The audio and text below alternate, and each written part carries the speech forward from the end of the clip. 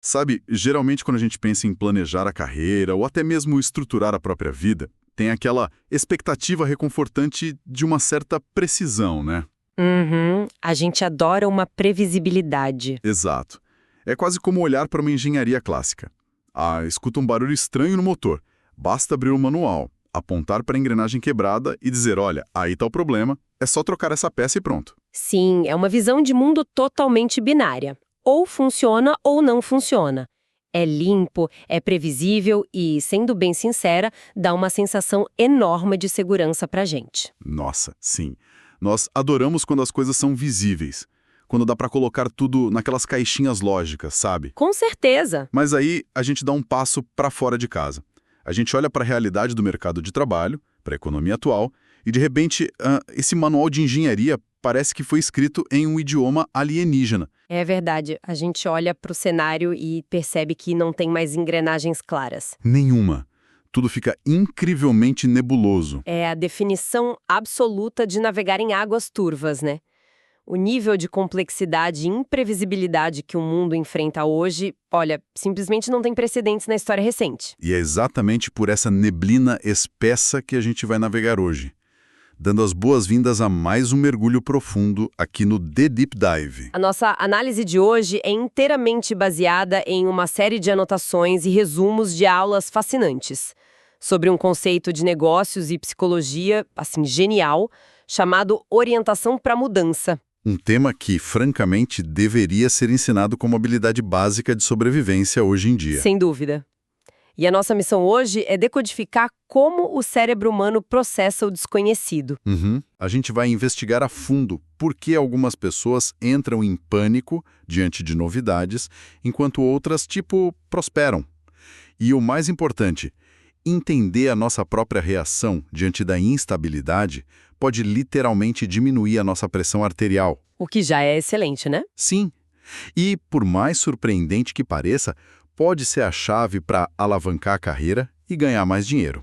Certo, vamos desvendar isso. A premissa central que salta desse material é que a mudança parou de ser aquele evento ocasional. Aquela turbulência que acontecia a cada década, né? Exato. A mudança contínua virou nosso estado natural. É o próprio oxigênio do ambiente de negócios agora. E que ambiente denso. É só observar o panorama detalhado nas nossas fontes. A lista de rupturas simultâneas é avassaladora. Caramba, nem me fale. A gente lida com pandemias, polarização política extrema, essa transição abrupta para o trabalho remoto global que pegou todo mundo de surpresa, sem falar no ensino domiciliar forçado em alguns momentos. Nossa, as pressões macroeconômicas também? Sim, totalmente imprevisíveis. E, claro, a automação acelerada e a reestruturação de indústrias inteiras por causa da inteligência artificial. Não estamos falando de um evento isolado que passa depois de alguns meses. É uma rede complexa, né? Exatamente. Uma rede sobreposta de transformações acontecendo ao mesmo tempo, o tempo todo. O que nos leva ao ponto de partida da nossa investigação. Porque antes da gente poder medir ou ajustar como lidamos com todo esse caos, tem uma escolha filosófica muito dura que precisa ser feita. Bem dura mesmo. As anotações trazem um conceito muito contundente do autor favorito das nossas fontes, um pesquisador da Escola de Negócios da Universidade de Michigan. Ele argumenta que, diante desse cenário ininterrupto, as pessoas e as empresas não têm um cardápio vasto de opções. Não mesmo. Existem fundamentalmente apenas dois caminhos. E a nomenclatura que ele usa é propositalmente provocativa. O primeiro caminho é o que ele chama de morte lenta. Que nome pesado. Muito pesado. E é a escolha, que muitas vezes é inconsciente, de não mudar. É o indivíduo ou a empresa que, sabe, finca o pé no chão, que defende os processos antigos e resiste à nova realidade, sempre esperando que as coisas voltem ao normal. O famoso vai passar. Isso. E o segundo caminho é a mudança profunda. Esse já exige um engajamento ativo com a nova realidade, uma disposição para desconstruir o que funcionava ontem e evoluir constantemente. Então mudar de vez. A tese é claríssima. Não tem meio termo duradouro. O conforto da estagnação é só uma ilusão que leva à obsolescência. Sabe, essa imagem na morte lenta é brutal. Mas faz total sentido se a gente pensar em engenharia civil. Tipo, se alguém constrói um prédio de concreto totalmente rígido em uma zona de terremotos, no primeiro grande tremor... Ele racha e desaba. Exato. A resistência total é o que causa a quebra. É tipo tentar nadar contra um tsunami em vez de pegar uma prancha de surf. Os prédios modernos que sobrevivem a terremotos são construídos para balançar junto com o tremor da economia ou da tecnologia, em vez de tentar ficar parado e acabar desmoronando. Mas me tira uma dúvida. Abraçar essa mudança profunda significa perder a nossa essência original? O que é fascinante aqui é que não. A mudança profunda não é sobre perder a identidade. As fontes mostram que é sobre enxergar a adaptação como um mecanismo de sobrevivência. Ah, entendi. E é neste momento que a autoconsciência entra como uma âncora absoluta. Ninguém consegue guiar uma transformação pessoal ou profissional profunda se não souber quais são os seus valores centrais. Tem que conhecer a própria base. Sim, saber como o seu sistema nervoso reage sob pressão e quais são os seus instintos básicos. A autoconsciência é o que garante que o prédio balance, mas que a fundação continue ali, firme. Então a fundação é o autoconhecimento. Isso impede que a pessoa simplesmente vire uma folha ao vento, né, mudando de opinião e de carreira a cada nova tendência da internet, achando que isso é adaptação. Exatamente. Isso não é adaptação, é falta de foco, certo? Então, já que a resistência rígida, a tal da morte lenta, não é uma opção viável, como a gente começa a se preparar para essa mudança profunda? O material introduz a mecânica da orientação para a mudança. O que é isso na prática? A orientação para a mudança é, basicamente, a medida psicológica de como os indivíduos lidam com as alterações nos ambientes deles. É o nosso padrão de resposta automático. Tá. E o aspecto mais libertador dessa pesquisa, que as fontes ressaltam bem, é a constatação de que todas as abordagens e instintos iniciais são perfeitamente válidos. Pera, todos são válidos? Todos. O cérebro humano evoluiu para buscar eficiência e segurança. Então, se alguém tem uma aversão natural a quebrar a rotina, isso não é um defeito de fábrica. Cada abordagem tem seus pontos fortes e fracos. O segredo está em encontrar o cargo ou papel profissional que se encaixe nessa preferência. É um sistema de autopreservação funcionando perfeitamente bem. Mas, eu tenho que fazer o papel de advogado do diabo aqui. Manda. Se o sistema está funcionando bem e todas as abordagens são boas e totalmente válidas, por que alguém deveria gastar energia tentando mudar a forma como reage? Se a pessoa gosta de estabilidade, não seria mais inteligente só encontrar uma indústria hiperestável como contabilidade pública tradicional e ficar lá tranquilamente? É um questionamento essencial. A resposta curta que as fontes dão é porque o refúgio seguro está desaparecendo. Faz sentido. Até mesmo a contabilidade pública está sendo virada do avesso por algoritmos preditivos e softwares de automação. A questão não é que a sua configuração original, o seu perfil cauteloso, seja ruim, mas que o ambiente externo, em muitos casos, exige adaptações. O mercado frequentemente para de tolerar a inércia. Ele não respeita o nosso desejo biológico por conforto, né? Nem um pouco. E é aqui que entra a boa notícia das nossas fontes. A orientação para a mudança não é uma característica biológica fixa. Não é como a cor do seu cabelo ou a sua altura. Então nós podemos ativamente modificar a forma como reagimos. Sim, com as intervenções corretas, a orientação de alguém pode ser modificada e desenvolvida. Claro, as fontes avisam que não é um processo rápido. Não é do dia para a noite. Não. Mas a neuroplasticidade do cérebro permite criar novos caminhos. Se o instinto inicial diante de um novo software na empresa é o pânico, a pessoa pode, intencionalmente, se expor a pequenas doses de ambiguidade para treinar o cérebro, para ele parar de emitir sinais de perigo sempre que o cenário foge do planejado. Isso é fascinante. É tipo uma fisioterapia para resiliência mental. E para entender como aplicar essa fisioterapia, a gente precisa desmontar nossa orientação em suas duas partes fundamentais. O material divide isso em dois pilares. O primeiro examina como a gente encara a neblina do desconhecido. Exatamente. As fontes chamam isso de tolerância à ambiguidade. Ou simplesmente TOA. TOA. Isso. O nível de TO de alguém dita como essa pessoa percebe uma situação onde as regras são opacas, os dados estão incompletos e o resultado é incerto. O cerne dessa métrica é questionar se encaremos situações ambíguas como desejáveis, desafiadoras, interessantes ou, e aqui é o ponto alto, divertidas. Aqui é onde a coisa fica realmente interessante. Porque focar na palavra divertida, olha, achar a falta de informação divertida parece quase uma loucura para muita gente. Com certeza parece. Mas eu consigo criar uma analogia perfeita para isso. Pense no simples ato de montar um móvel complexo. Pessoas com uma alta tolerância à ambiguidade, alta TO, são aquelas que adoram abrir a caixa, jogar o manual de instruções longe e começar a encaixar as peças por pura intuição. Eu conheço muita gente assim. Né? Para elas, descobrir o caminho é um quebra-cabeça engajador. Elas se divertem com o processo. Agora, por outro lado, pessoas com baixa TO olham para aquele mar de parafusos sem o manual e sentem o coração acelerar.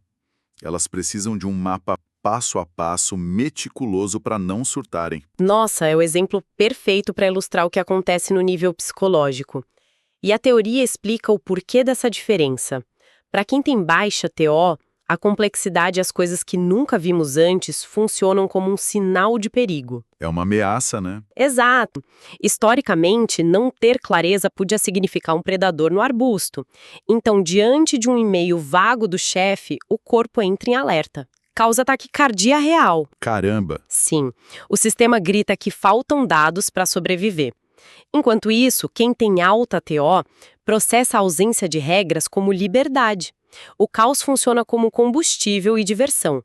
A incerteza não gera paralisia, gera curiosidade. O que é muito revelador, né? A situação externa é idêntica. O mesmo móvel, as mesmas peças. O que muda é como a pessoa reage. Mas avaliar se gostamos de dirigir na neblina é só o primeiro pilar. A segunda parte diz respeito a quem a gente acredita que está dirigindo o carro. Sim, e isso nos leva ao segundo pilar, o locus de controle. Certo. As fontes definem isso em um contínuo. De um lado, temos o alto locus de controle interno. Essa é a crença de que as nossas ações influenciam o futuro. A percepção de que nós estamos no controle do nosso destino. E do outro lado? Do outro lado, temos o baixo locus de controle interno, ou alto locus externo. É a crença de que a sorte, o destino, Deus ou qualquer outra pessoa está no comando de tudo. A pessoa sente que é só uma passageira. Mas olha só, eu vou levantar uma objeção bem forte aqui. Pode falar. Colocar as coisas nesses termos faz parecer que o locus interno é a única salvação. Mas não seria um pouco arrogante ou até perigoso ter um alto locus de controle interno no meio de eventos globais gigantescos? Como assim? Ué, como alguém pode achar que está no controle do destino durante uma pandemia global ou uma crise brutal na macroeconomia? Não é viver em negação da realidade achar que você manda em alguma coisa nessas horas. Essa é a armadilha na qual muita gente cai. Mas, se a gente conectar isso a um panorama maior, fica muito claro. As fontes explicam que o locus interno não significa acreditar que você tem o poder de impedir uma pandemia. Ah, tá. Não é um superpoder. Não, de forma alguma. Não é achar que você controla a macroeconomia. Significa, na verdade, ter a convicção de que as suas próprias respostas a essa pandemia ditarão seus resultados futuros. Entendi. A ênfase recai todinha sobre a agência pessoal em meio ao caos. É a diferença entre tentar impedir a chuva de cair e decidir se vai construir um barco ou vender guarda-chuvas. A chuva cai para todos. Perfeito. A pessoa com locus externo diria: bom, choveu, minha vida acabou, vou sentar e esperar o sol voltar um dia. Exatamente, a aceitação da impotência. Enquanto o locus interno foca na próxima ação útil. Certo, a teoria sobre TOA e locus de controle é fascinante, a gente já destrinchou bem. Mas como tudo isso se traduz no dia a dia? Nas carreiras e nas contas bancárias de quem nos escuta? A tradução é muito prática. O material explora a fundo as recompensas de uma auto-orientação para a mudança. Pessoas com alta TOA e alto locus internos são, por natureza, mais empreendedoras. Porque elas aguentam um tranco da incerteza. Exato. Para quem está pensando em um trampo extra, aquele famoso side hustle, Essas habilidades são absolutamente vitais, porque no começo de um negócio não tem garantias, não tem manual. E se der errado, a culpa é toda sua. Sim, e além disso, as fontes são muito claras em um ponto. É na mudança que se ganha muito dinheiro. Opa, agora todo mundo prestou atenção. Ambientes de mudança tornam as decisões extremamente difíceis para a maioria das pessoas. Então, os profissionais capazes de decidir bem na incerteza são imensamente valorizados pelo mercado. Porque eles resolvem um problema que paralisa o resto da empresa. Justamente. E isso também ajuda a ser um gestor muito melhor. Um gestor capaz de auxiliar a própria equipe no mesmo processo de incerteza. Então, o que tudo isso significa? Significa que o verdadeiro superpoder moderno não é apenas resistir estoicamente à mudança, ficar lá aguentando pancada de braço cruzado, mas sim saber como monetizar a mudança e encontrar o lugar ideal no mercado de trabalho onde essa habilidade, essa tolerância ao caos, realmente brilhe. É exatamente isso. Bom, para fazer um resumo geral de tudo que a gente cobriu, recapitulando rapidamente, a mudança constante é a regra do jogo agora, não é exceção. Resta para a gente evitar a tal da morte lenta e abraçar a mudança profunda. Ativamente. E usar a autoconsciência para ajustar a nossa tolerância à ambiguidade e o nosso locus de controle. O objetivo final de tudo isso é reduzir o estresse diário com a imprevisibilidade e, ao mesmo tempo, aumentar nosso impacto e capacidade de liderança. É uma síntese perfeita. E sabe, para deixar um pensamento provocativo final para quem está ouvindo ponderar depois do programa, tem uma reflexão inédita baseada nos materiais. Manda. A gente sabe que as organizações são feitas de humanos. Mas o que acontece quando há um choque drástico de orientações? Como assim um choque? Pense no que ocorre em uma empresa onde a alta liderança, os diretores, têm uma altíssima tolerância à ambiguidade e exigem mudança profunda o tempo todo. Eles adoram o caos. Nossa, acontece muito. E enquanto isso, a base de funcionários opera com um locus de controle externo e baixa TOA, se sentindo apenas como passageiros, assustados, aterrorizados e à mercê do destino que a diretoria escolhe. Caramba! É uma receita para o desastre corporativo. Como resolver esse abismo fica a reflexão. É uma reflexão fantástica. A diretoria se divertindo com a montanha-russa e a equipe passando mal no banco de trás. É algo para realmente se pensar sobre cultura e empatia nas empresas. Bom, com essa bomba para a cabeça de todo mundo, a gente vai ficando por aqui. Foi incrível destrinchar tudo isso. Foi mesmo. Parecia que a gente estava só compartilhando uma descoberta incrível entre amigos, mas tem um peso prático gigantesco. Muito obrigado por mais essa análise impecável das nossas fortes. E obrigado a todos que acompanharam mais esse mergulho no The Deep Dive. Reflitam sobre como vocês reagem ao manual de instruções da vida. Apliquem esse conhecimento e até a próxima, pessoal. Um abraço e até lá.